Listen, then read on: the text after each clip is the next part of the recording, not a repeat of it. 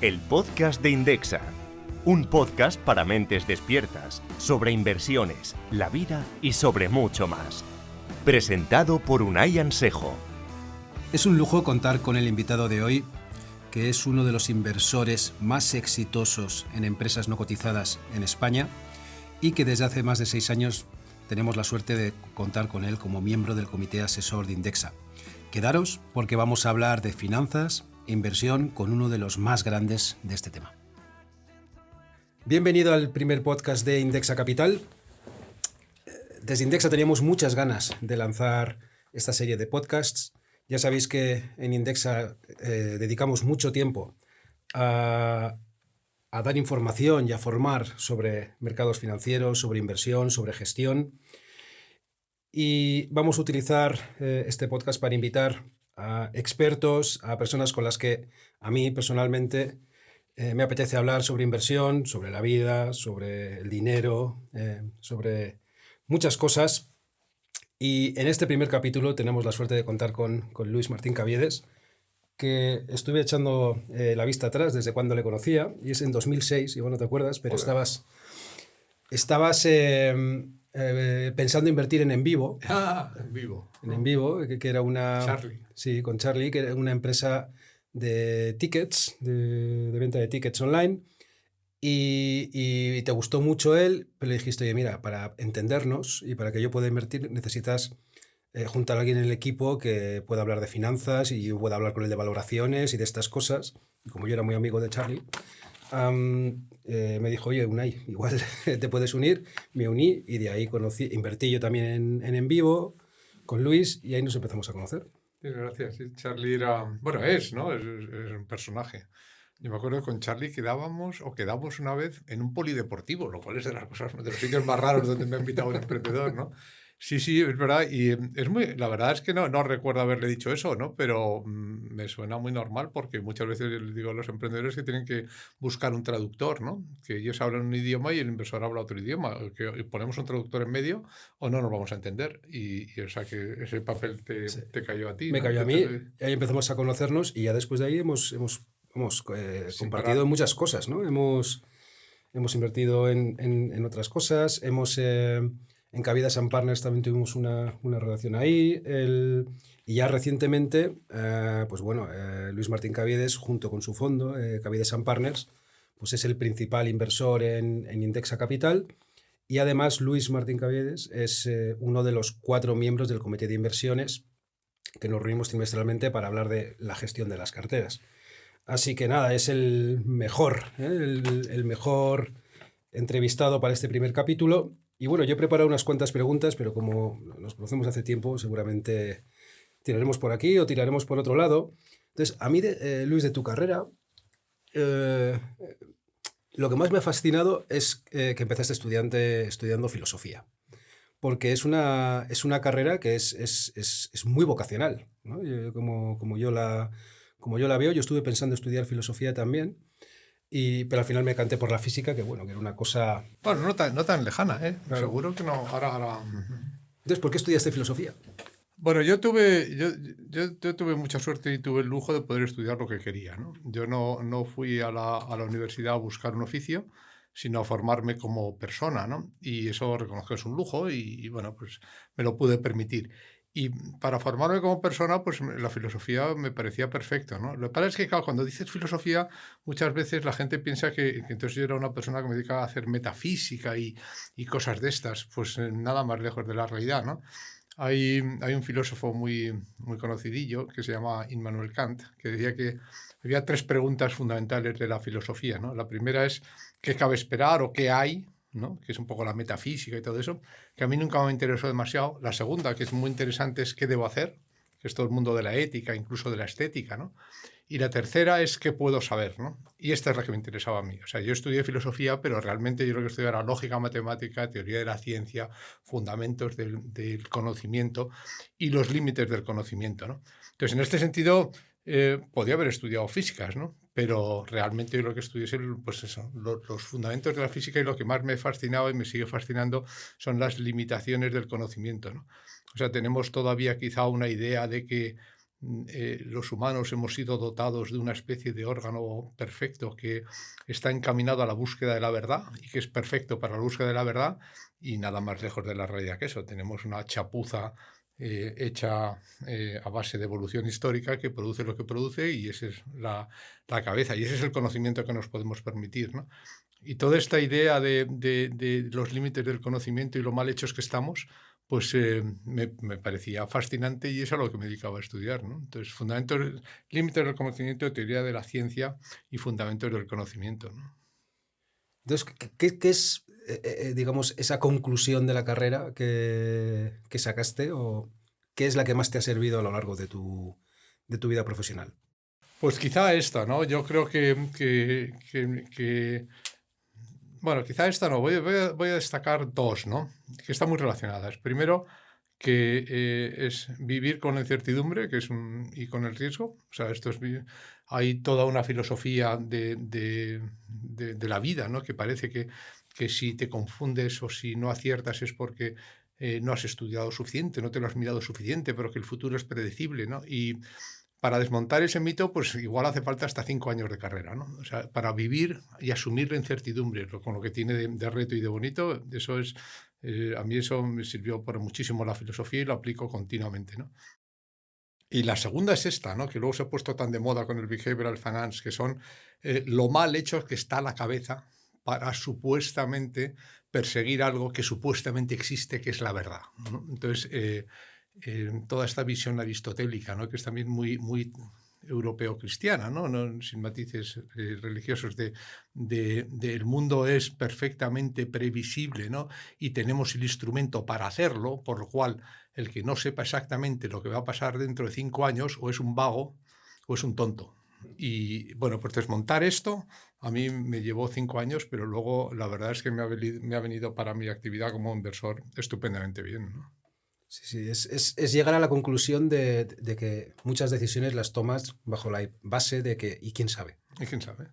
Bueno, es que eso, no algunas, es que todas, ¿no? O sea, básicamente de lo que se trata es de gestionar riesgo, gestionar incertidumbre y gestionar desconocimiento, ¿no? Tu propio desconocimiento. Tienes que ser consciente que lo tienes, y ahora ya pues puedes empezar a hacer una gestión inteligente de lo que no conoces. Y de lo que no conoces porque no es posible conocerlo, y segundo, porque aunque fuese posible conocerlo, tú no estás capacitado para hacerlo. Y luego el lado contrario, algunas cosas de las que se cuentan en las carreras, luego te das cuenta de que no son ciertas del todo, ¿no? ¿No? ¿Recuerdas alguna de filosofía, alguna historia que te contaron que dijiste, oye, esto no me Bueno, acaba de cuadrar? bueno, yo creo que es muy de la filosofía que estudié yo, ¿no? Que es la filosofía de los 70 y 80, pero todo este sano escepticismo sobre la parte metafísica, ¿no? Sobre cómo la cabeza se enreda a sí misma, ¿no? Y todo esto, pues, el, el buscar causas primeras y todo esto, ¿no? Que es como, o sea, la cabeza tiene una capacidad infinita de enredarse a sí misma, y muchos de los mejores filósofos de la historia, como tenían una de las cabezas más portentosas de la historia, tenían la capacidad infinita de autoliarse, ¿no? O sea, si coges, por ejemplo, un gran filósofo, que es un gran filósofo y que, por supuesto, contribuyó mucho en su momento, como Santo Tomás de Aquino, yo creo que es imposible encontrar ni un solo fallo lógico en los 5 o 6 tomos que tengo en casa de la Suma Teológica. No me los he leído enteros, pero me he leído un poco. Ni un solo fallo lógico, ¿no? Y es un ejemplo perfecto de cómo la cabeza, ¿no? Si la dejas que deje de tener contacto con la realidad, pues puede llegar a hacer monumentos brutales sin contacto con la realidad, ¿no? Entonces, mucho de la filosofía, pues ha sido eso, ¿no? Pues, mucho de la filosofía aristotélica, mucho de la filosofía platónica, y está muy bien, ¿eh? La humanidad, o sea, no se trata de renegar de ellos, ¿no? Pero desde luego llega un momento en que hay todo un desmontaje, ¿no? De toda esa manera de pensar, que es tenemos la cabeza para la búsqueda de la verdad, que es muy platónico. Y me encantaba Platón, y me parece uno de los filósofos más interesantes de la historia y que más hay que leer, pero todo este mundo platónico, pues en efecto es platónico. Es como el mundo de los unicornios y del yuppie, ¿no? Pues lo que pasa es que puedes tener, o como te coges ahora, ¿no? A mí me parece fascinante. Yo no he leído el libro, pero he visto las películas estas de Harry Potter, que es un mundo absolutamente consistente, absolutamente coherente consigo mismo, o sea, perfectamente coherente y perfectamente desarrollado, pero que no es verdad. Pero dentro de ese mundo, si tú partes de determinadas premisas, como que hay unos señores que son magos y ya está, pues a partir de ahí, pues todo es perfectamente lógico. Y una vez que tú has aceptado esas premisas, no le vas a encontrar muchas grietas, ¿no? Esta conversación me afianza en que lo que estudias en la carrera no decide qué vas a hacer en el futuro, pero sí que te aclimata la cabeza a una forma de pensar con la que luego afrontas las cosas, totalmente. Totalmente. Entonces, Y si no, no has estudiado, si no has estado 5 años en la facultad, que es distinto. Yo creo que, o sea, yo he estudiado muchísimo, muchísimo, y creo, y seguramente tú también, y si tú tienes en esos años en los que estás formando, estás dando los últimos pasos de formar el cerebro, ¿no? 5 años trabajando sobre ello, esto es como si te dedicas a fabricarte bíceps durante 5 años, 8 horas al día. Te aseguro que al final tienes unos bíceps distintos que si te hubieses dedicado a fabricar piernas, ¿no? O sea, es totalmente distinto, ¿no? Las piernas de un ciclista de los brazos de un, yo qué sé, un boxeador, ¿no? en mi caso con la física, yo me quedé siempre con dos cosas. Uno es la importancia del dato frente a la teoría. Teorías hay muchas, pero luego al final el dato es el que es. Y luego, segundo, la importancia de aproximar la realidad para poder explicarla. O sea, no tienes que intentar definir las cosas al milímetro, porque luego si no te van a valer para mucho. Porque... Entonces, eso fue en cuanto a física. Y luego en la parte de economía, ya cuando estudié el doctorado y demás, lo que me di cuenta es la diferencia entre las ciencias y las ciencias sociales. Es la enorme diferencia que hay y el cuidado con el que hay que hablar de grandes verdades en ciencias sociales. Esto es lo que me quedó a mí de recuerdo de la época de estudios. Bueno, son dos buenas conclusiones. Oye, pues ya hemos hablado sobre filosofía. Lo siguiente que quería hablar yo es sobre valoración de compañías. Vaya salto. Sí, es un salto muy grande, pero tiene mucho que ver, ya verás, Sí, porque en base a lo que has contado, yo creo que, porque hemos hablado alguna vez, enfocas tú también la valoración de compañías, ¿no? Entonces, una vez ya hemos comentado, claro, que el valor teórico de una compañía, por ejemplo, pues utilizando el descuento de flujos, en el IS, ¿no? Te dedicas a explicar esto. Claro, en una compañía pues igual puedes pensar sobre los 5 futuros años, cómo le va la compañía ahora, cómo le va a ir, puedes más o menos estimar qué flujos va a haber, pero claro, la vida de una compañía es infinita y a partir de X años tú ya es muy osado intentar poner ahí un número de lo que va a pasar, pero esa parte de la valoración es muy importante. Muy, muy importante, ¿no? Y al final se hace con un modelito ahí andando por casa, ¿no? Poniendo un barril de descuento y demás. Entonces, claro, con este panorama, y además es ¿no? la base teórica de la valoración, o sea, ¿tú qué haces para invertir? O sea, para tomar una decisión de inversión, sabiendo que la herramienta de valoración que tienes depende de muchísimas variables en el futuro que no puedes controlar. Bueno, vamos a ver. El tema de la valoración es un tema, vamos, apasionante al cual creo que le he dedicado bastante tiempo, ¿no? Varias ideas. La primera, ¿no? O sea, hay una verdad absoluta, ¿no? Hay una verdad absoluta que es indiscutible y es que el valor de un activo financiero es la suma de sus flujos. Como no se producen en este año todos, pues hay que darle algún tipo de descuento temporal a esos flujos, con lo cual la única manera de valorar un activo es el descuento de flujos, de valorar de verdad, porque el valor de un activo no es nada más que el descuento de los flujos. Esto es pura matemática, o sea, es que no puede ser otro, ¿no? Entonces, claro, esto es una verdad muy útil, pero bueno, es una verdad indiscutible, pero que también como que es igual a mc al cuadrado, ¿no? Pero no nos sirve para nada. Pues porque, vale, muy bien, pues esto es verdad, sí es verdad, sí es verdad. ¿Y ahora qué hacemos con ello? ¿Usted puede hacer con esto andar un tren? Pues no parece, ¿no? Entonces, eso que es verdad no nos sirve para nada. Nosotros lo explicamos, o yo lo explico y tal, y digo, mira, esta es la verdad absoluta. La verdad absoluta es que la única manera de valorar una empresa o de valorar un activo financiero es el descuento de flujos. El descuento de flujos se inventó y es perfecto para el descuento de bonos, en los cuales sabes los flujos. Entonces, como sabes los flujos y el valor final lo sabes también, porque es el principal. Si no quiebra, pero básicamente, entonces por eso, es que quiebra, pues le ponemos un porcentaje de posibilidad de quiebra y ya tenemos un descuento de flujos euros con un poquito la tasa ajustada, pero para descontar bonos es de puta madre, es un descuento perfecto, porque sabes exactamente los flujos intermedios y sobre todo, como bien has dicho tú, sabes el valor final. Entonces, claro, esto alguien lo descubrió y todo esto nos enamoramos de esta gran teoría y dijimos, ahora vamos a aplicarlo a cosas que no son un bono. Y ahí empieza a fallar un poco la historia, ¿no? Porque claro, cuando sales del feliz campo de los bonos, entras en el precioso terreno de la incertidumbre, ¿no? Entonces, con esto como punto de partida, pues ¿cómo se valora una compañía? Pues lo primero que hay que pensar es que, como bien decía el poeta, solo el necio confunde valor y precio. La única manera de valorar un activo financiero es descontando los flujos. Todo lo demás es ponerle precio, que no tiene nada que ver. Entonces, podemos hablar ahora de cómo ponerle precio a un activo financiero, pero no necesariamente, eso no necesariamente es valorarlo en el sentido de encontrar cuál es la esencia oculta que hay detrás de este activo, que es su valor, ¿no? Si tú haces una compañía, como bien has dicho tú, pues este es un ejercicio que hacemos en clase, que tiene mucha gracia. Dicen, bueno, pues vamos a descontar los próximos 5 años. Entonces, haces un descuento precisísimo con los flujos que va a haber durante los próximos 5 años, mes a mes, de este valor. Y puedes discutir durante horas sobre eso, ¿no? Y luego al final dices, pues nada, oye, y al final de los 5 años la empresa no ha cerrado, ¿no? O sea, que hay que poner un valor final. Entonces, pues el valor final, pues se hace un PER y ya está, y se le aplica un PER y a casa, ¿no?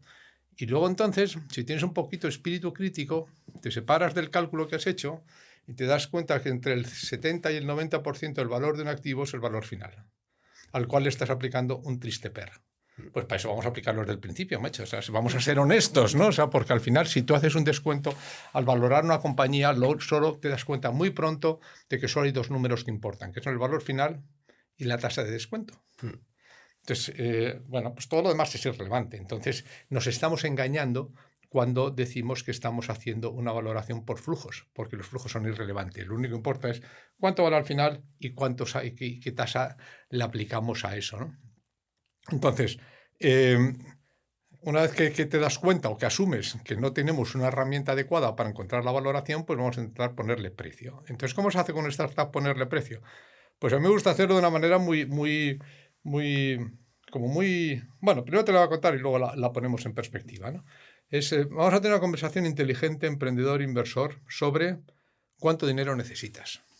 ¿Cuánto dinero necesitas? O sea, tú tienes una idea y tal, y quieres crear esta empresa, bueno, ¿y cuánto dinero necesitas para eso? Pues supongamos que necesitas 2 millones de euros. Muy bien. Esa es una conversación inteligente a tener, porque además vamos a ver así en qué te vas a gastar el dinero, en qué no te lo vas a gastar. Vale. Ahora tengamos otra conversación inteligente. Bueno, ¿y qué bicho quieres crear? Entonces, bueno, pues dentro de 5 años creo que podemos estar facturando tanto, eso implica tantas personas. Bueno, ahora vamos a convertir eso en un bicho económico, ¿no? Pues eso es, básicamente, pues tendrá dentro de 5 años un balance, una cuenta de resultados, más o menos. Y ahora que tenemos el bicho económico y ya dejamos de hablar de tu producto, decimos, bueno, ¿y esto cuánto puede valer? ¿Cuánto puede valer? Bueno, hombre, ¿cuánto puede valer una empresa que se dedica, no sé, al e-commerce o que es un puesto de frutas en Almería y que vende no sé cuántos millones al año? Bueno, pues esto más o menos en el mercado vale 50, por ejemplo. Vamos a poner que vale 50 millones. Bueno, pues hemos tenido 2 conversaciones inteligentes y que vale la pena tener. Una, cuánto dinero necesitas, y otro, qué bicho que quieres que creemos juntos, ¿no? Bueno, pues entonces ahora lo único que falta es que yo, como soy así de torpe, me confundo el 80% de mis inversiones, o sea, de cada 10 inversiones que hago, 8 se van al garete, pues tengo que vivir con las otras 2. Entonces yo me echo mis propios números y digo, si yo tengo 10 inversiones, 8 se van al garete, me quedan 2, en esas 2 tengo que multiplicar por 10 para al final tener 20 euros, donde había metido 10 euros en total, 20 euros partido por 10, esto es 2, y que en 5 años viene a ser un 15%, 5 a 7 años. Bueno, pues para tener un honesto 15% que decían en la escopeta nacional, para ganarme un honesto 15%, pues tengo que multiplicar por 10 en las que funcionan bien. Pues ya con estos 3 ingredientes raros ya podemos ponerle precio a esto. El precio para mí de esta compañía es muy sencillo. A mí me da igual el precio y la valoración. A mí lo que me importa es qué porcentaje me vas a dar por los 2 millones que me pides. Como yo tengo que multiplicar por 10, mis 2 millones se tienen que convertir en 20. Como este bicho, si sale bien, vale 50, me tienes que dar 20 de 50, me tienes que dar un 40%. Y ya está. Y esto es una discusión inteligente en la que podemos quizá llegar a un acuerdo sobre qué porcentaje de tu compañía necesitas darme a cambio del dinero que necesitas para crear este bicho y que a mí me salgan los números. Si conseguimos que a ti también te salgan los números, pues entonces tenemos deal, y si no, no tenemos deal. Por ejemplo, si resulta que tú para crear este mismo puesto de frutas en Almería necesitas 60 millones y yo tengo que multiplicar por 10, me tienes que dar 600, a que yo vale 50, pues me tienes que dar el 100% como poco. Y entonces, claro, a ti ya no te vale la pena hacer esto. Entonces, muchas veces esto lo que quiere decir es que la valoración depende de lo eficiente que vaya a ser en el uso del capital y de cosas estas, o de lo ambicioso que sea el proyecto y posible que sea el proyecto final, ¿no? Pero esto es lo que es una conversación inteligente entre personas medianamente formadas. No ponernos a pensar cuál es el flujo que vas a tener el mes 3 del año 5 en Argentina. Cuando todavía no has vendido nada en Móstoles, me quieres contar que tienes una previsión de lo que vas a vender en el mes 3 del año 5 en Argentina y que lo quieres descontar a una tasa que es el WACC medio. ¿Pero qué me estás contando, tío? ¿Qué me estás contando? Entonces, a mí me encanta la teoría financiera, como sabes, y como tú también soy CFA, doy clases de valoración, pero al final lo que tienes que aplicar son modelos como este, que es el Venture Capital que te he contado, que es, si volvemos al final, y esto es parte de la filosofía, o sea que lo único que hemos discutido es cuánto dinero hay que meter, cuál es el valor final de la empresa, y la tasa es la tasa que a mí me salen los números, que multiplicar por 10. O sea que hemos hecho un descuento de flujos honesto, en el cual nos hemos dado cuenta que lo único que importa es el valor final, la tasa de descuento, y que la tasa de descuento no depende de la prima de riesgo del euro frente al dólar, sino que depende estrictamente de que a mí me salgan los números y del bicho que vamos a crear al final, que es el valor final. O sea que al final, yo me gusta decir que este Venture Capital Method famoso, en el fondo no es nada más que un descuento de flujos honesto, en el cual asumimos que no tenemos ni idea de lo que puede ser esta compañía y no tenemos ni idea de prima de riesgo, sino que vamos a ver si le podemos poner precio que nos funcione a los dos sobre esto. Esto te pasa por preguntar a un profesor, un profesor que encima ha estudiado filosofía, pero esto es un poco lo que como yo enfoco la valoración de compañías, ¿no? Claro que yo vivo en el mundo de los startups, que es el de la máxima incertidumbre. Entre un bono y una startup está Endesa, ¿no? O está en las empresas que ya tienen una historia y tienen una cierta predictibilidad de los flujos futuros, con lo cual pues puedes ir, mirar, vamos a ver, ¿usted qué se parece más a un bono o a una startup? Pues entonces tendrá que ir más a mi método del Venture Capital, perdón, o tendrá que acercarse, o podrá acercarse más a la valoración de esto como un bono, ¿no? Qué bueno. Mira, yo lo que siempre me ha parecido es que, bueno, en Indexa ya sabes que nos dedicamos a invertir en fondos indexados, ¿no? Y uno de los principios de la gestión indexada es que tú te fías mucho del precio que tienen los activos en los mercados organizados, ¿no? Porque al final hay mucha gente comprando y vendiendo en el mismo momento, y además en volúmenes muy grandes y además con su propio dinero muchas veces, un activo de tal forma que te puedes totalmente aislar ¿y cuánto vale esto? Pues lo que dice el mercado, ¿no? Lo que dice el mercado. Y es una posición pues muy cómoda, pero además se ha demostrado que es muy eficiente, porque ya lo sabemos que batir al mercado es extremadamente difícil, ¿no? Entonces, ahora bien, claro, la duda que queda es, aún así, hay personas que se dedican a hacer este análisis de descuento de flujos. Tú eres compañero de Pablo Fernández del IES, que cada 2x3, ¿no? Se dedica a cuestionar los métodos de valoración que muchas veces se utilizan como el descuento de flujos o la valoración por comparables. Y la pregunta que yo tenía es, claro, en un entorno donde hay muchísima gente observando, pues yo tengo bastante claro que luego el éxito de que alguna de esas partes tenga más beneficio que otras es muy bajo, porque es muy bajo. Ahora bien, en negocios bilaterales, ¿no? Como es el caso de donde tú hablas con un emprendedor, ¿no? Cara a cara, oye, pues yo creo que esto vale 10 y él te dirá, pues yo creo que vale 15, y llegáis a un acuerdo, es mucho más probable que alguien con más capacidad, más experiencia, mejor conocimiento de las leyes, en fin, de los acuerdos que se toman, en media tienda a tener mejores acuerdos que la otra parte, porque al final son negociaciones bilaterales, ¿no? Entonces, en tu experiencia, en las inversiones que tú realizas en startups, ¿quién crees que tiende a llevarse mejor deal? ¿El emprendedor o el gestor? Esto por un lado. Y luego, claro, los fondos de capital riesgo típicamente tienen inversores. Y también ahí es una parte del deal, ¿no? Están los inversores y están los gestores, ¿no? Que en tu caso, además de ser gestor, es inversor. ¿Quién crees en esa negociación bilateral, que también es, que tiende a llevarse mejor deal habitualmente, ¿no? Bueno, vamos a ver, bueno, es que has dicho como muchas cosas. Bueno, yo soy partidario de la gestión indexada, ¿no? Aparte de ser inversor en la compañía, pues soy un cliente, ¿no? de Indexa, y yo creo en la gestión indexada. Tiene mucho que ver con lo que decíamos antes, ¿no?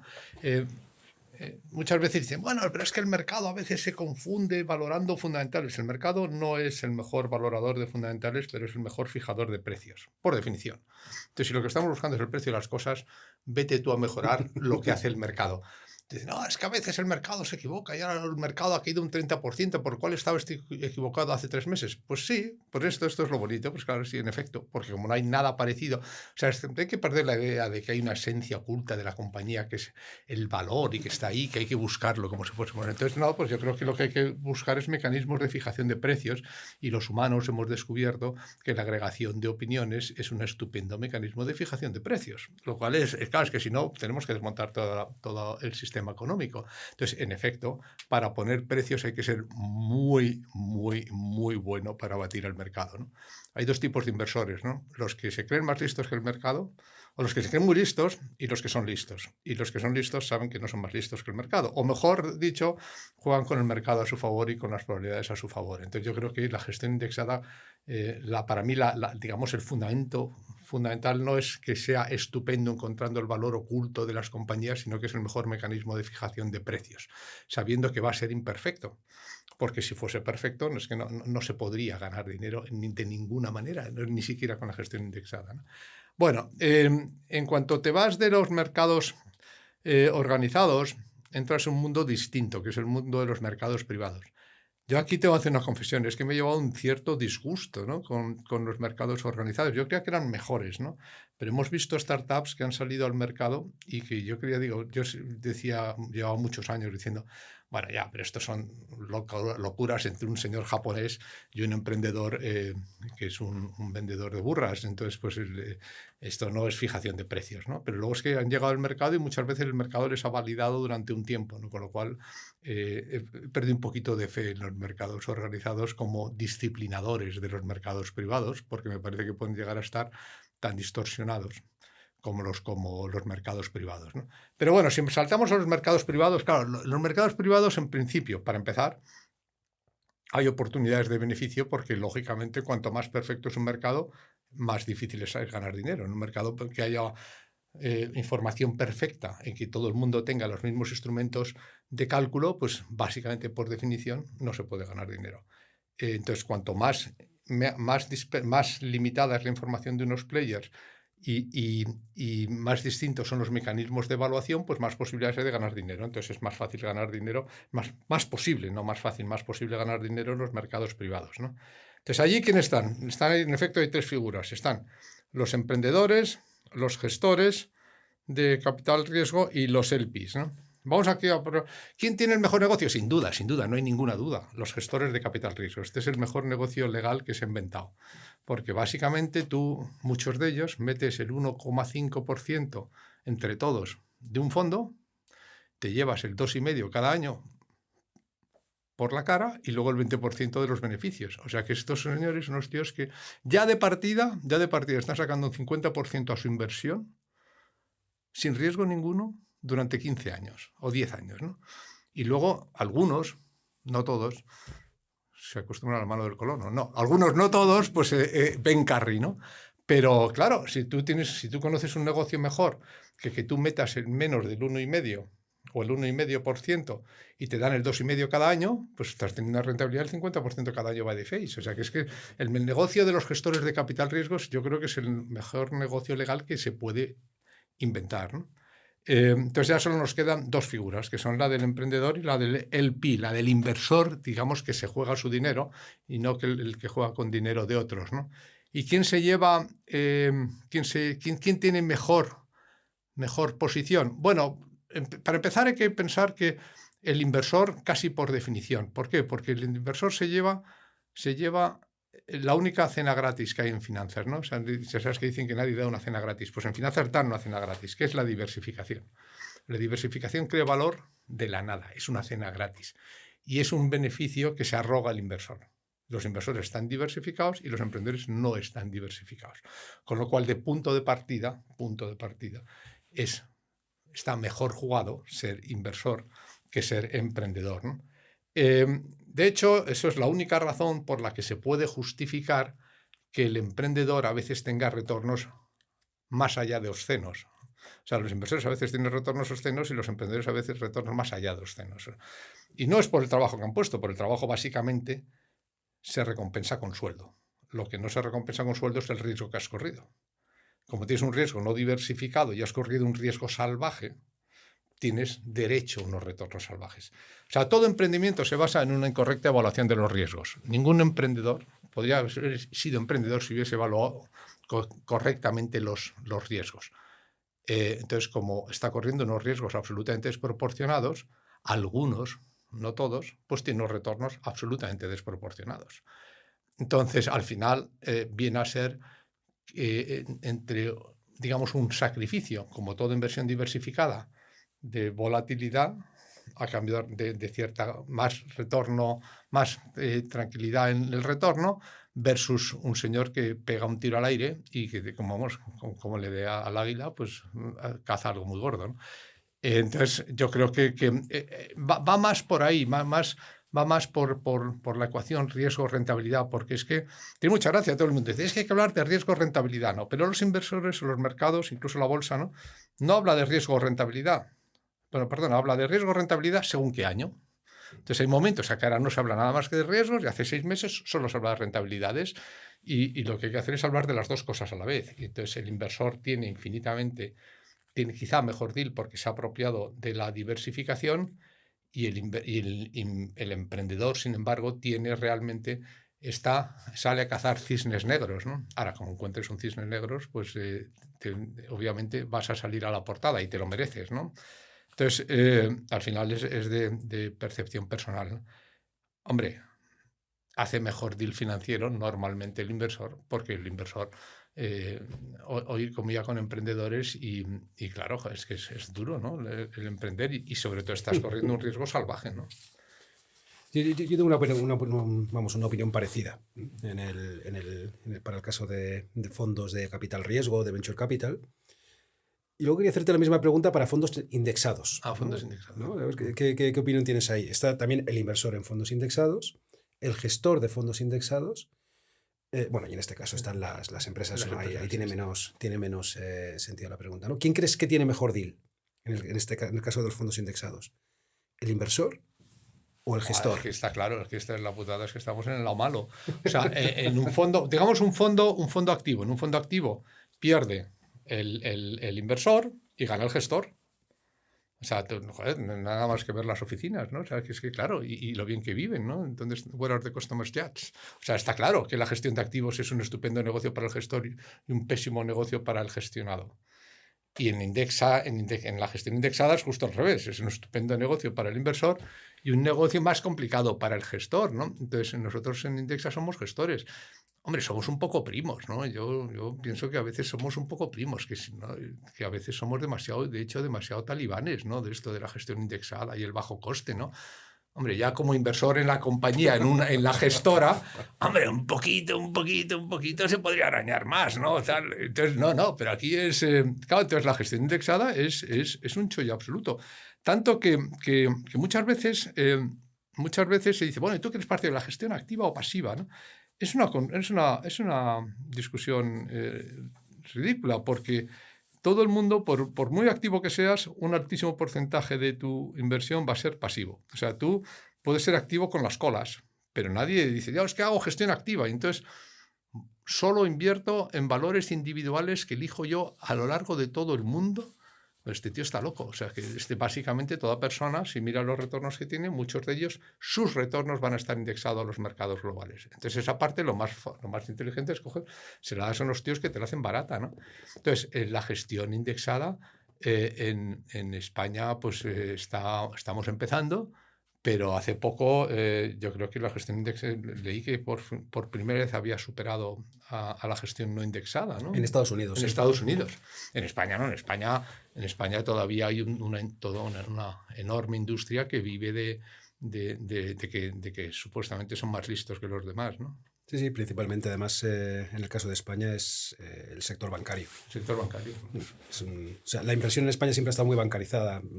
La gran mayoría de los inversores en España han invertido a través de lo que les proponían en la oficina. Ellos tenían la hipoteca, cuando pagaban la hipoteca empezaban a ahorrar, pues el gestor del banco, que es con el que se hablaba de dinero, pues le hacía una propuesta de fondos caros y gestionados por la propia entidad. Sí, ahí están los retornos, ¿no? Ahí están los retornos. Pues mira, ahora quería comentar sobre el libro que he traído, porque en el podcast de Indexa vamos a procurar en cada capítulo hablar de un libro. Es el de La ecuación del éxito, de Michael Mauboussin. Y bueno, la verdad es que es un libro que yo recomiendo a todos los oyentes que le echen una leída, porque es una persona que ha pensado mucho sobre la importancia de la suerte y el talento en diferentes ámbitos de la vida. Por ejemplo, pues claro, el ajedrez, da igual la suerte que tengas, que no vas a ganar un experto en ajedrez nunca, ¿no? Y en cambio, pues en la ruleta, pues puedes ganar a que lleve más tiempo jugando a la ruleta, porque el talento no aporta nada, ¿no? Y lo que se dedicó es en este libro, a intentar ordenar, más o menos, diferentes actividades de la vida, cómo de importante es el talento y cómo de importante es la suerte. Y si miras las conclusiones, pues van muy a la línea de Indexa, ¿no? Que es, oye, pues están los juegos de puro azar, que por curiosidad, en Estados Unidos un juego se define cuando no te puedes dejar ganar. Que esto es muy interesante. Es una definición extraordinaria, ¿no? Sí, es decir, oye, yo me puedo dejar ganar a la ruleta. No, pues no. Eso es un juego. ¿Me puedo dejar ganar al mus? Sí, pues bueno, dependerá, ¿no? Pero vamos, ahí está. Entonces, ¿me puedo dejar ganar al baloncesto? Claro. Y la pregunta es, ¿me puedo dejar ganar invirtiendo en mercados organizados donde hay mucha información y donde batir al mercado es muy difícil? Pues Mauboussin llega a la conclusión de que no, no te puedes dejar ganar, con lo cual está muy cerca, muy cerca. De hecho, hay toda una política de inversión de gestores que se dedican a buscar empresas en las cuales apostar a que van a caer. Y no creas que les va mucho mejor, les va especialmente bien, ¿no? Así que yo creo que esto va muy en línea. Sí. A mí también tengo aquí tu libro, Tienes una startup, y lo que hay un término que me gusta mucho, que es el término de incertidumbre irreductible, entornos de incertidumbre irreductible. Un pequeño párrafo. Todo proyecto es un experimento, el emprendedor hace un intento, sale bien o mal y no hay culpables. Ahora se habla mucho de aprender del error y eso es absurdo, no hay nada que aprender del fracaso. Estamos en lo que académicamente llamamos entornos de incertidumbre irreductible, no sabemos lo que va a ocurrir en el futuro y hay que disfrutar con ello, que enlaza bastante con las conclusiones que tuviste de la carrera. Entonces, si puedes explicar un poco más lo que implica estar en un entorno de incertidumbre irreductible y cómo tú has aprendido a vivir con ello. Bueno, es un libro extraordinario, no el mío es de cachondeo. Mauboussin, a mí es un libro que me parece que es fantástico, ¿no? Bueno, yo lo primero que quiero decir es eso del talento y la suerte. Bueno, esto que no salga del podcast, pero el talento está sobrevalorado. Está súper sobrevalorado. O sea, el talento no vale ni la mitad de lo que parece. El talento está sobrevalorado. Pero no solo el talento en inversión, también. Es que hay que incorporar talento a esta compañía y todo. No sé. A mí me parece que el talento es una cosa que nos ha ido de las manos. Bueno, entonces yo creo que es un ejemplo muy bueno el que has puesto tú del ajedrez y la ruleta, porque lo interesante no es tanto Es verdad que en ajedrez siempre gana el mismo, como en el atletismo en 100 metros, en 100 metros lisos, pero vamos a seguir con el ajedrez o la ruleta, ¿no? La pregunta interesante aquí no es realmente si la ruleta es un juego y ajedrez es talento, o si la ruleta es suerte y el ajedrez es talento, sino el mundo a qué se parece. Pues claro, si supiésemos, si el mundo fuese como el ajedrez, pues entonces en efecto no habría nada más que talento. Y esta es justo la filosofía que te decía al principio, que en la que muchos hemos sido educados, ¿no? Es que el mundo es previsible, hay unas reglas perfectamente claras, perfectamente establecidas, y gana el más listo. Y además siempre va a ganar el mismo. Y es el que se lo merece, porque es más listo y porque ha estudiado más y piensa más. O es la ruleta, que es puramente aleatorio, ¿no? Y entonces la gracia aquí es saber el mundo dónde está, el mundo de verdad o el mundo de la inversión en el cual nos movemos, a cuál se parece más, ¿no? La prueba de si puedo perder aposta es una prueba fantástica. Tú, si quieres saber si esto tiene mucho componente de suerte, pregúntate si puedes perder aposta o si... y yo eso lo he usado muchas veces, por ejemplo, en un mundo que me encanta, que es el mundo del deporte, el mundo de las regatas.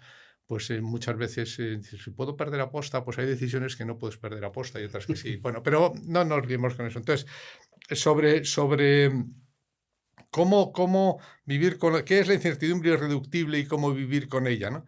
Bueno, pues básicamente, en efecto, hay mundos cerrados, perfectamente cerrados y establecidos, en los cuales la incertidumbre es cero, que es el mundo del ajedrez. Hay ninguna incertidumbre. Son unas reglas que caben en unas cuantas paginitas y ahí no hay ningún lugar para la incertidumbre. Luego está el mundo de la ruleta, que es incierto, pero es una incertidumbre de mierda. ¿Por qué? Porque es una incertidumbre modelizable. Como sabemos, la distribución de probabilidades, podemos jugar con probabilidades. Entonces, como podemos jugar con probabilidades, esto ya está inventado, esto ya no tiene ninguna gracia. Esta es incertidumbre domesticada, es incertidumbre de hacer cálculos y si eres muy bueno lo haces integrales y si no, pues ves las que le han hecho los demás y las usas. Es el mundo de la incertidumbre en el cual hay una distribución de probabilidad perfectamente establecida y además la conocemos, ¿no? Esa es la incertidumbre de juguete. Esa es una incertidumbre que no tiene ningún interés, que es el mundo de la ruleta, ¿no?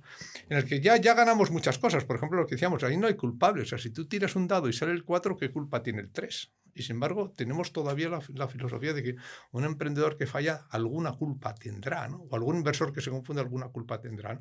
Pero básicamente esa es una incertidumbre de juguete. Esa es una incertidumbre de mierdecilla.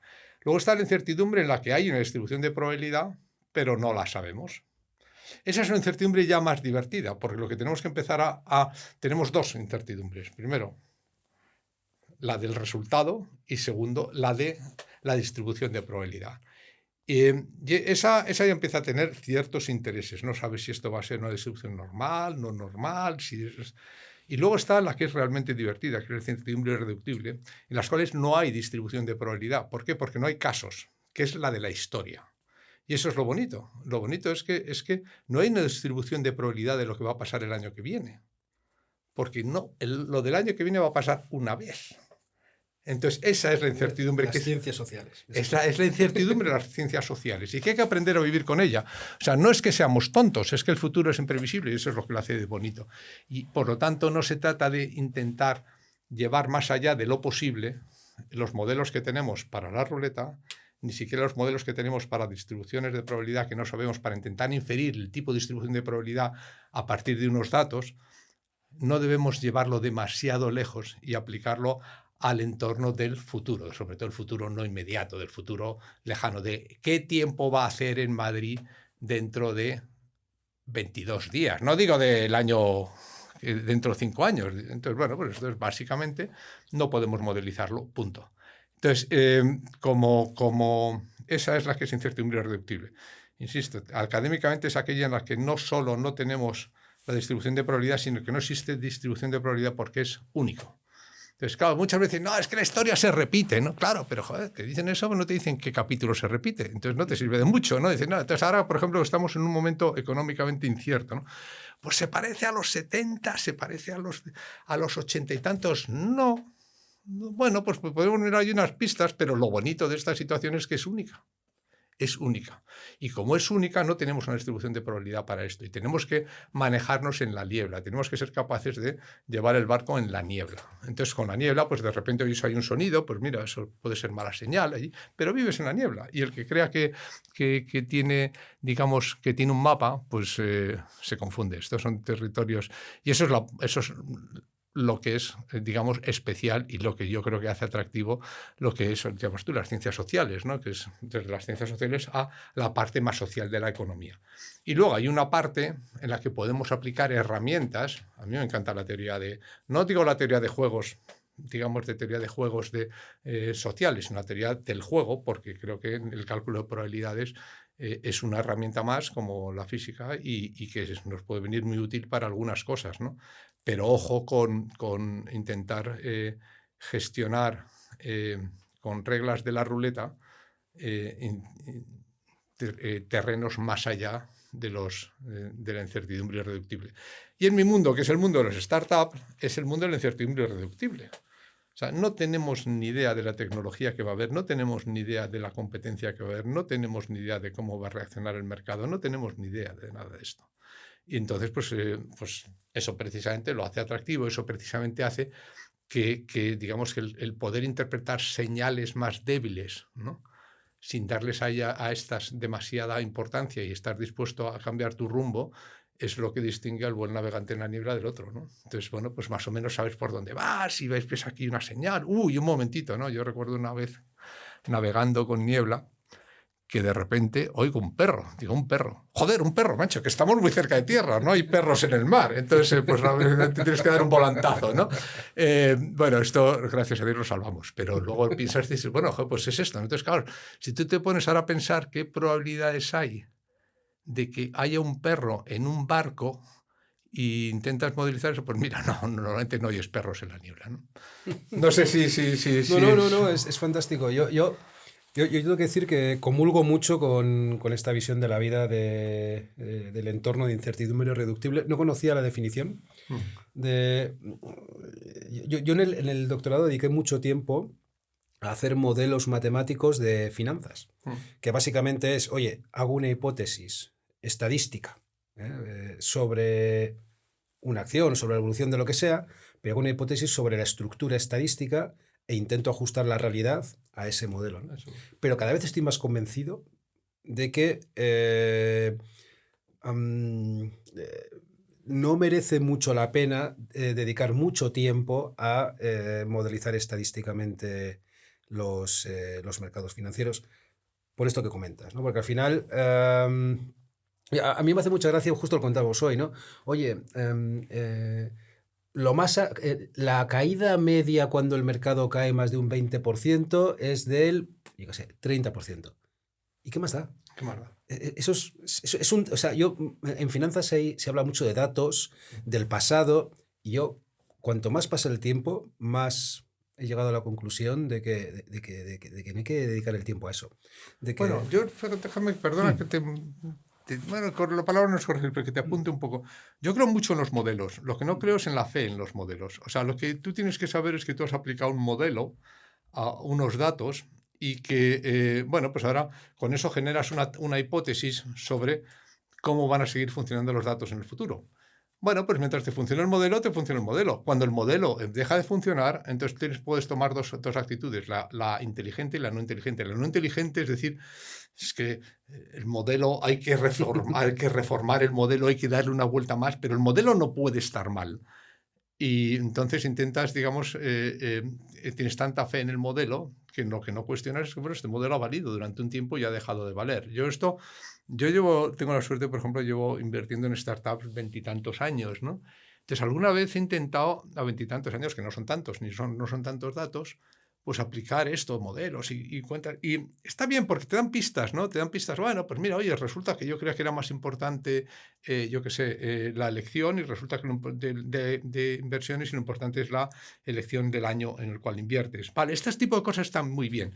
Pero son leyes generales. Lo malo es que cuando he intentado hacer algo más preciso que eso, dices, vamos a ver, ¿en qué tiene que ver el entorno inversor y de inversor en tecnología del año 2009 o del 2012 con el 2022. O sea, un modelo que esté desarrollado para el 2012 tienes que estar cuestionándolo continuamente en el modelo en el año 2022. Entonces yo te decía, no es tanto corregirte, que, o sea, yo creo que está muy bien que tengamos modelos y está muy bien que generemos nuestros propios modelos. Lo malo es cuando aceptamos esos modelos de una manera acrítica, ¿no? Una de las cosas que tiene de bonito la filosofía es que te enseña el pensamiento crítico. El pensamiento crítico es cuestionar permanentemente todo. Y eso es una cosa que yo creo que en finanzas es buenísima y en valoración y en inversión es esencial. Estar cuestionando permanentemente que, oye, que el mercado te ha dejado de responder. La culpa no es del mercado y por lo tanto ya volverá a su sano juicio, que es mi modelo. No, es que te ha fallado el modelo, te está fallando el modelo. Bueno, pues no pasa nada, te ha traído hasta aquí, ya está. No intentes llevarlo más allá de donde te ha llevado, cuestiona permanentemente esos modelos, pero también sepamos que es lo único que tenemos. O sea que no, yo tampoco creo que tengamos, aunque tengamos digamos, una carta náutica defectuosa y hecha en el siglo XVI para navegar por el Mediterráneo, es lo que tenemos. Entonces dices, coño, pues aquí no dice que hay una roca y me he dado con una roca. Bueno, pues no insistas porque en efecto es una roca. Te has dado con una roca, ya está. Tu mapa está mal. No es que esté mal la roca, no le puedes decir, apártate que no estás en el mapa. No se lo puedes decir, pero tenemos que seguir funcionando con ese tipo de modelos. Y muchos de esos modelos lo que muy pronto te llevan es digamos, a cuestionarte hasta tú mismo y dices, bueno, es que los modelos no son muy buenos, pero son mejor que lo que yo hacía, que mi intuición, o sea, que mejor modelo. Y, por ejemplo, la diversificación y la indexación, en el fondo, pues lo que te dice es esto, dice, bueno, espera un momentito, hablemos de modelos muy, muy generales, que es de los que nos podemos fiar y no intentemos más precisión más allá de eso, porque por debajo del modelo está tu intuición y tu propia cabeza. O sea, esa es la peor. Luego están los modelos y luego está lo que yo creo que es lo ideal, que es el planteamiento crítico ante todo, incluido y sobre todo a los modelos. Pero esto es así como ha funcionado la ciencia y el progreso de la ciencia desde Aristóteles. Es decir, que lanzan una teoría y entonces, bueno, esa teoría se valida, aguanta durante un tiempo hasta que se empieza a encontrar grietas y cuando se empieza a encontrar grietas, pues es un momento de cambiar de teoría, ¿no? Se mejora. Sí, sí. Siempre he pensado que las ciencias, digamos, básicas son acumulativas, ¿no? Oye, hay un modelo que funciona y además funciona siempre, no unas veces sí, otras veces no, y hasta que se encuentra que bajo ciertas condiciones no funciona y hay que mejorarlo, hay que extenderlo, hay que cambiarlo. Pero en ciencias sociales lo que he visto es que no es acumulativo, lo que funciona hasta una época funciona y luego deja de funcionar del todo y es otra cosa a la que te encuentras.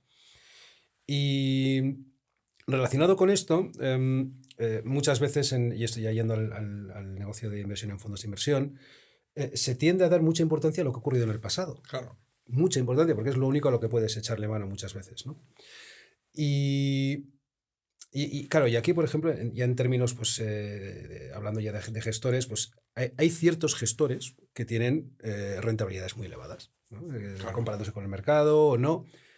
Yo no sé lo que opinas tú, pero yo, y aquí cada vez más, yo opino que es toda gran rentabilidad en el pasado obtenida en un mercado organizado donde es muy difícil obtener rentabilidad contra los demás. Puede ser justificado por mucha suerte incluso a lo largo de décadas. Claro. Sí, claro, esto es así, esto es de cajón. Vamos a ver, si tú estás en un entorno incluso de incertidumbre de juguete, como es la ruleta, si tú vas a un casino, puedes estar seguro que el que tiene más fichas es el que ha sido más arriesgado en la jugada anterior, por definición, porque es el que ha multiplicado por 17, es el que le ha jugado el número. Entonces, obviamente, el que tú vas a una mesa y puedes decir, mira, ¿cuál es el que tiene más fichas? Este. Pero entonces ahora puedes hacer dos decisiones. Que es decir, pues voy a apostar a este, o puedes decir, mira, pues no voy a apostar a este, sino que voy a diversificar. Apostar a este es una locura. ¿Pero por qué? Por definición, porque por definición el que tiene más dinero encima de la mesa es el que ha corrido más riesgos. O en cuanto a correr riesgos. Y en cuanto a modelo, en cuanto a tesis de inversión, pues es el que es el más puro y el más radical en esa tesis de inversión. Entonces, pues claro, cuando de repente pintan. Las cartas tienen mucha gracia, ¿no? Yo juego con mi madre a las cartas, tiene 95 años, y entonces hay una cosa que me encanta, que es que pintan. Entonces hay una carta que dice, pintan bastos. Entonces cuando pinta Value, ¿quién gana? Pues el más integrista de los Value. Claro, luego de repente deja pintar bastos y entonces los que solo saben jugar a bastos, pues la han liado.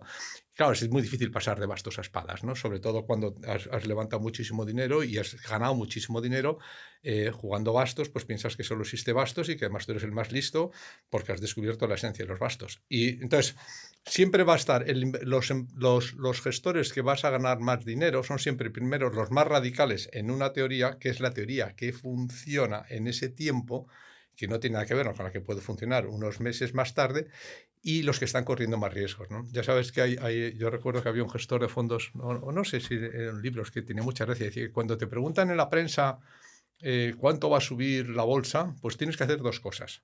Si tú piensas que va a subir un 10, pues tienes que decir o un 30 o que va a caer un 15. ¿Por qué? Porque si no, nunca vas a salir en la prensa. Claro, joder, si estás en el medio, pues nunca vas a salir en la prensa. ¿Quién va a ganar? ¿Quién va a acertar? Pues el que tiene siempre resultados más radicales, y ese es el que al final va a salir. Entonces, yo creo que simplemente unas cosas que te das cuenta muy pronto, y en eso el libro de Mal Bushing es buenísimo, es que en entornos en los que hay tanto de suerte y tan poco de talento, para distinguir el talento de la suerte necesitarías algo así como el retorno de 70 y tantos años en distintos entornos de inversión. O sea, pintando bastos, pintando espadas, pintando copas y pintando hasta cambiando de juego, y de repente que te cambien el juego ya no es cartas, ahora es ajedrez. Entonces y necesitaría 75 años de retorno histórico. Por lo que hemos visto, por lo que hemos dicho antes, claro, si en ajedrez con 2 partidas ya sabes quién es el mejor, con una. Pero sin embargo la ruleta, pues si hubiese algo como la habilidad en la ruleta, tardaríamos aproximadamente, me parece, no sé cuántos años, ¿no? Y está perfectamente documentado en el libro, son más de 70 años para saber si un gestor es bueno. ¿Sabes qué es lo que pasa? Perdona que salte un poquito, pero es que el tema es que, mira, yo llevo invirtiendo mucho tiempo y el problema es que invertir ha estado chupado últimamente, o sea, sobre todo desde el 2008, pero incluso antes, desde el año 85, invertir estaba chupado. Yo invierto en real estate, ¡buah, de puta madre! Yo invierto en bolsa, ¡buah, de puta madre! Yo invierto en private equity, ¡buah, de puta madre! Cuando todos los activos se han aumentado de valor de manera salvaje, todos los inversores parecían listos. Todos los inversores. Entonces, todos los inversores nos creemos mucho más listos de lo que hemos sido. Y una de las cosas que hay que hacer es ser crítico hasta con tu propio retorno y saber que haber ganado dinero desde el 2008 solo demuestra una cosa. Es que estás aquí en los 12 años más rentables de la historia en todo. En absolutamente todo. Y entonces, pues eso te da una visión mucho más filosófica sobre tu propia habilidad. O sea, yo es que no conozco a nadie que le haya ido mal como inversor en los últimos años. En nada. ¿Tú conoces algún activo? Bueno, sí, quizá pues dicen que los de commodities no les ha ido muy bien, no sé en estos años, pero poco más. Sí, pero vamos, en general, los grandes activos que son acciones, bonos, inmobiliario, capital privado, private equity, venture capital, todo ahí para arriba. A mí lo que me obsesiona es, y esto es lo que estamos comentando, es pensar que el modelo que nos ha funcionado en estos años a todos, pues parece que está haciendo aguas. Y esto es mucho más profundo de que si la bolsa ha caído un 22 o un 27, sino que los modelos con los que hemos invertido durante los últimos 10 años, que a cada uno nos han producido unos retornos estupendos, a todos, pues si no tenemos que revisarlos, o por lo menos ponerlos en cuestión y a lo mejor no ser demasiado talibán con tus propios principios de inversión, porque si el entorno ha cambiado tanto, no está nada claro de que vayan a funcionar. Y esto, por ejemplo, es una cosa que a mí como inversor me obsesiona en estos momentos. O sea, yo últimamente puedo estar dedicando más del 50% de mi tiempo a reflexión general sobre el mundo de inversión, más allá de elegir este startup o este otro, porque lo difícil para mí es eso, ¿no? Estamos entrando en una etapa de inversión realmente distinta, en la que invertir va a ser muchísimo más difícil, en la que probablemente nuestras estrategias de inversión que han funcionado, pues yo no sé si funcionarán, pero desde luego debemos cuestionarlas, ¿no? Sí. Es así, ¿no? Desde el 2008 ha habido apreciación de casi todos los activos y mi visión es que lo que hay que contar a los inversores es que en general deben esperar rentabilidades más bajas, ¿no? En casi todos los activos, ¿no? Con los bonos se ve muy fácil, ¿no? Porque la rentabilidad esperada es la que pone en el bono, pero con acciones igual. Y lo importante, y al revés también, o sea, después de caídas, tanto de bonos como de acciones, de nuevo la rentabilidad esperada aumenta. Al final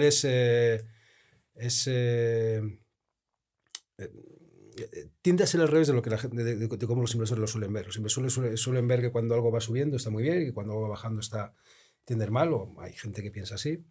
Cuando en realidad en mercados diversificados, globales, el comportamiento tiende a ser al revés. Sí, tiende a haber una reversión a la media, eso está claro. Tiende a haber. Entonces, pues la verdad es que nos hemos dejado muchísimas cosas en el tintero, pero ya nos vamos acercando a los minutos. Y mira, quería contar 2 cosas. Tú muchas veces has dicho que un inversor opina con su dinero sobre inversiones. Y oye, pues a ver si puedes contarnos en qué inviertes tu dinero ahora y más o menos el porcentaje de activos, ¿no? De cómo lo tienes, entre líquido, mercados, en fin. Sí. Bueno, vamos a ver, yo lo primero es que no lo hago tan bien como debiera. Yo desde hace un tiempo pienso que estoy sobreexpuesto a mercados privados y infraexpuesto a mercados organizados. En estos momentos tengo más del 80% en mercados privados, de inversión, ¿eh? No digo sí. En la empresa de la familia, que eso es difícil de valorar y que ni siquiera lo considero, de mis propios activos, digamos, líquidos, pues tengo más del 80% en mí mismo y en mi hermano, ¿no? En lo que gestionamos mi hermano y yo juntos, que somos Inversiones Caviedes and Partners y inversiones y los 2 fondos de Caviedes and Partners. De hecho, en los últimos años hemos cometido la locura de reinvertir en nosotros mismos más que en ninguna otra cosa, ¿no? Y entonces hemos comprado algunos socios en algunos de los fondos y estamos sobreexpuestos. Entonces yo a nadie aconsejaría que estuviese tan loco como yo, que en esto soy un poco emprendedor, de tener 80% en mercados privados. Dentro de mercados privados, ahí sí que creo que estamos diversificando un poco. Por supuesto, tenemos lo más importante de nuestros activos es Venture.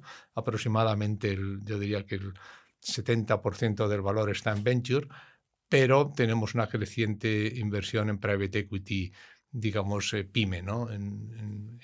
Pero, o sea, lo que pasa es que, claro, cuando tú tienes una cartera, una cosa es a qué le estás dedicando los últimos fondos y otra cosa es cómo mueves la cartera, ¿no? Entonces, en estos momentos yo llevo bastantes años sin invertir casi en Venture.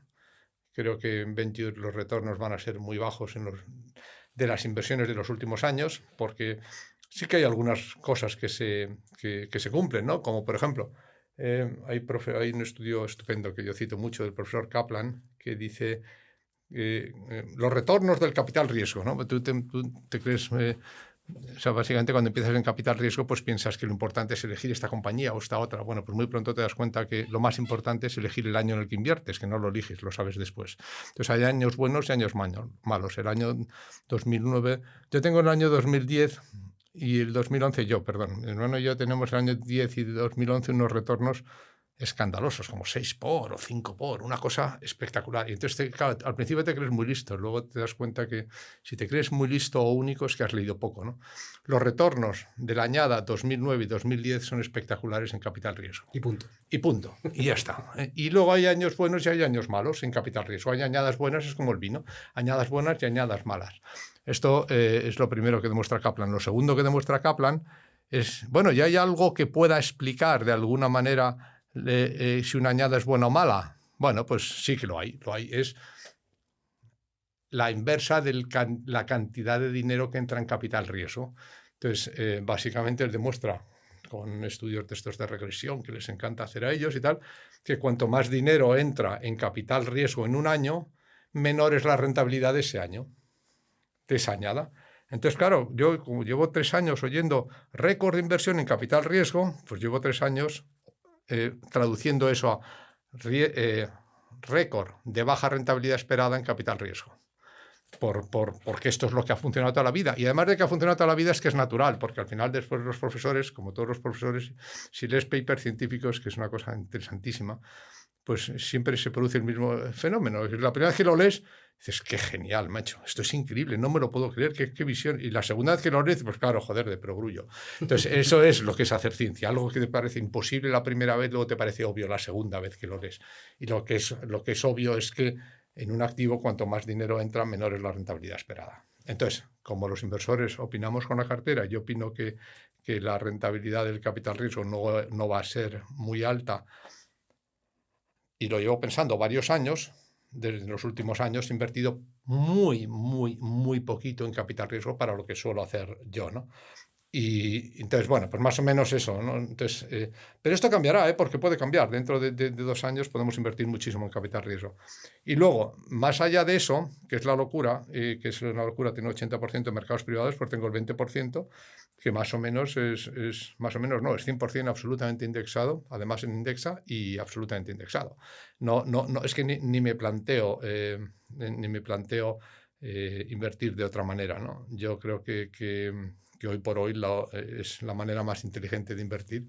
Y luego algunos, pues que les divierte, pues que se dediquen de su inversión en mercados organizados un 10% a jugar con ello, pero un 90% yo creo que tiene que estar indexado. Así es como tengo más o menos la cartera. Dicho esto, también es verdad que haciendo, digamos, todavía más peligrosa la cosa, yo no revalorizo nunca mi cartera privada. O sea, cuando digo que tengo el 80% es a precio de coste. Si lo tuviese que poner a valor de mercado, que no lo voy a hacer. Sería un 99. Un 99. Sería porque la verdad es que, está feo decirlo, pero nos ha ido espectacularmente bien en capital riesgo durante los años. Insisto, no porque fuéramos listos, sino porque estábamos ahí. Joder. Tuvimos la suerte de estar en los años buenos.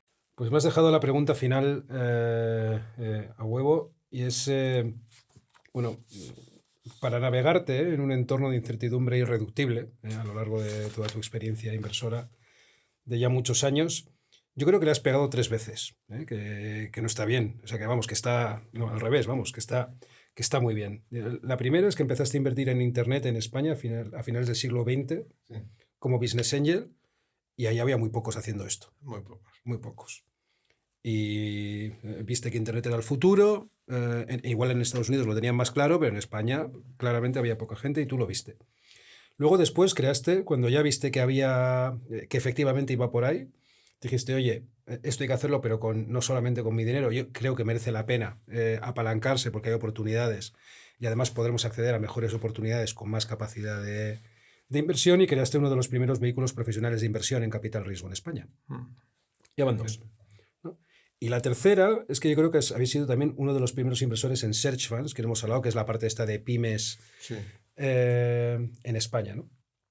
Y todo esto en un entorno de incertidumbre irreductible. O sea, que no está nada mal. No, pero bueno, más listos José, ¿no? Mi hermano, que primero estuvo en hedge funds y se fue de hedge funds justo a tiempo, luego estuvo en venture y se ha ido de venture, o nos hemos ido de venture, yo creo que justo a tiempo, y que realmente es el que lleva los search funds. O sea, que en efecto...